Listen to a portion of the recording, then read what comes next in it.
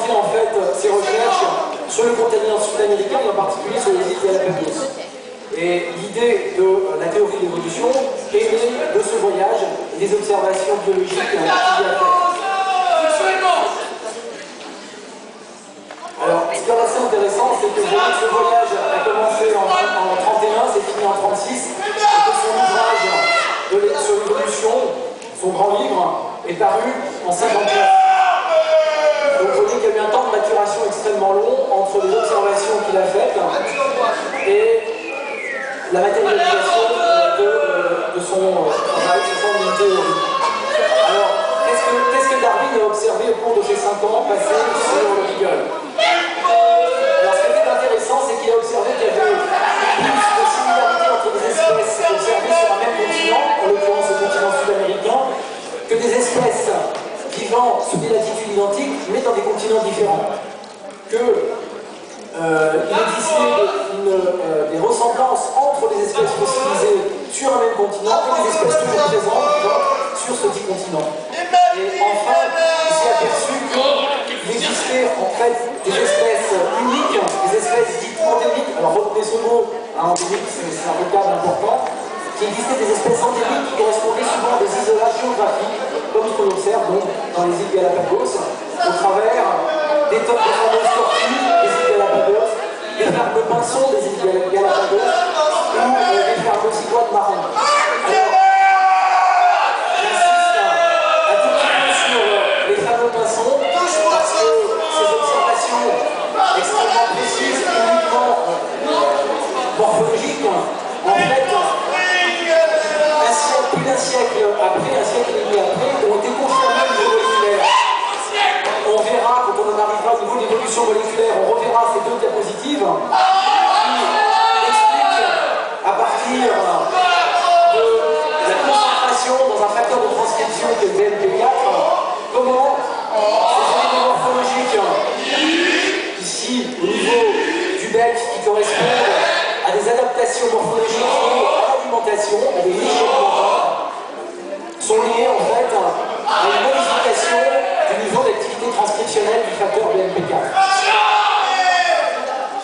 On reviendra sur ça plus tard. Donc voilà les fameux cigottes marins qui sont endémiques uniquement sur les îles Galapagos. Alors, comme je vous le disais, issu de son voyage en 36, Darwin ne publie pas ses travaux, il continue en fait à faire maturer ses idées. Et ce qui a provoqué, ce qui a accéléré la publication de ses travaux est en fait une lettre en 1858 qu'Alfred Wallace, un de ses grands concurrents, lui a adressée, dans laquelle il expliquait exactement la théorie de l'évolution qu'il a développée ultérieurement et sur laquelle il travaillait depuis plus de 30 ans. Ça a amené en fait Wallace et Darwin, le mois suivant, à une publication commune qui est la première publication officielle de la théorie de l'évolution, co-signée donc par Darwin et par Alfred Russel Wallace. Alors ensuite, la grande date à retenir évidemment, c'est la publication de l'origine des espèces par la sélection naturelle en 1859. Il y aura 6 éditions successives jusqu'en 1872. Alors ce qui est très intéressant, c'est que, quoique vraiment très novateur dans la façon de théoriser l'évolution, je vous rappelle que si la théorie de Darwin est vraiment tout à fait novatrice, l'idée d'évolution était déjà dans l'air depuis près d'un siècle quand même. Et donc, ce qui a été vraiment intéressant, ça a été de voir qu'en environ une dizaine d'années, cette théorie s'est imposée au monde scientifique. Ça a mis un peu plus de temps au niveau du monde religieux, mais au niveau même de l'enseignement populaire, c'était extrêmement public. Vous avez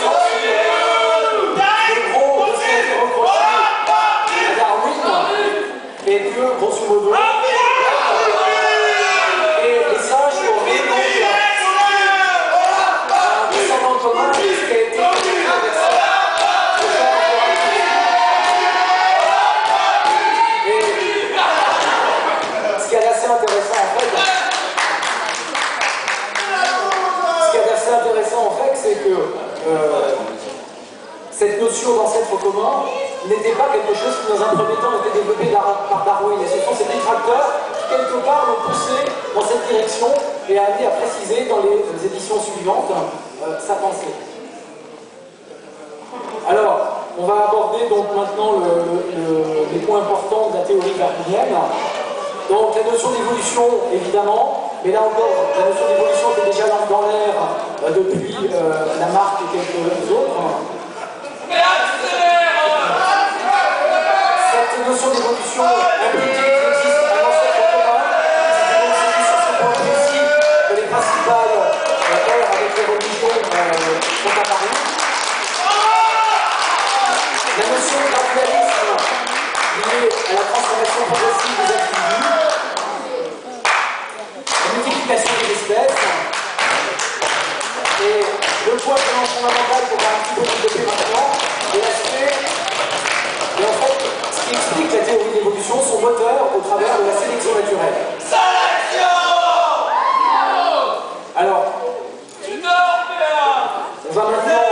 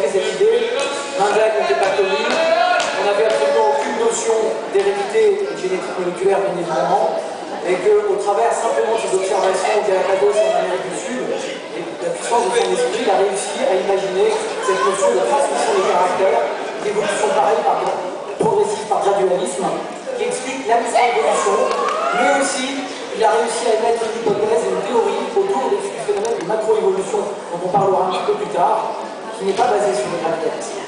Donc il avait une pensée synthétique qui englobait en fait ce qui plus tard a été démontré au travers de la génétique moléculaire. Alors maintenant, on aborde les 4 principaux critères, les 4 principes de la sélection naturelle. Alors là, il y a juste 2-3 diapos, essayez de les retenir parce que c'est quand même intéressant. Donc, il y a 4 vraiment principes essentiels sur lesquels s'appuie la sélection naturelle. Donc, tout d'abord, ce que j'appelle un principe malthusien qui comporte 2 volets. Tout d'abord, la notion d'accroissement progressif et exponentiel des populations en situation où l'alimentation ne serait pas limitée. Si vous considérez par exemple la morue, 6 millions d'euros pendus par une morue, donc, on en était au problème des variations intraspécifiques.